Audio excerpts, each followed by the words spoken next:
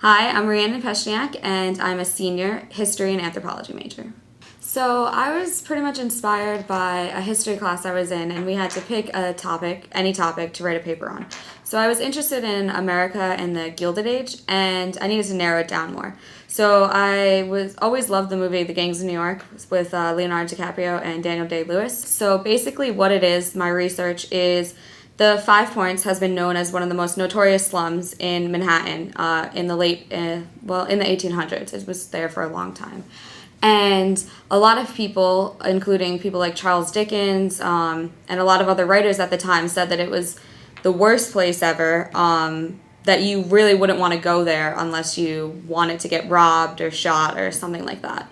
And so the movie also pretty much portrays that same thing, that there was a ton of violence, a ton of bloodshed, and full of criminals. But the archaeology is suggesting that it actually wasn't that bad of a place, and that it was just kind of a normal working class neighborhood that doesn't deserve the stigma. So basically I'm looking at the history, comparing it with the archaeology, and then teasing out what exactly seems to have happened there and what the neighborhood was like. I know a lot of the depictions of it are because the people who were writing stuff at the time were influenced by the fact that cities were pretty brand new, and that was the biggest city in America at the time. And so people were really intrigued by them and wanted to know more. And this whole type of writing called sensationalism came about, where people were hyping it up, making it more fictitious, but basing it slightly on things that were happening. So it was pretty much fiction, but they were considering it nonfiction.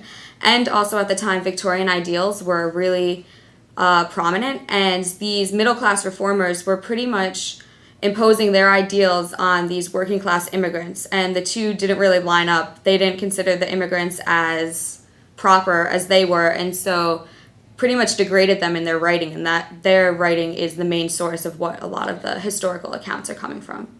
You can't really go off of everything that you've heard, I guess, is what I would say.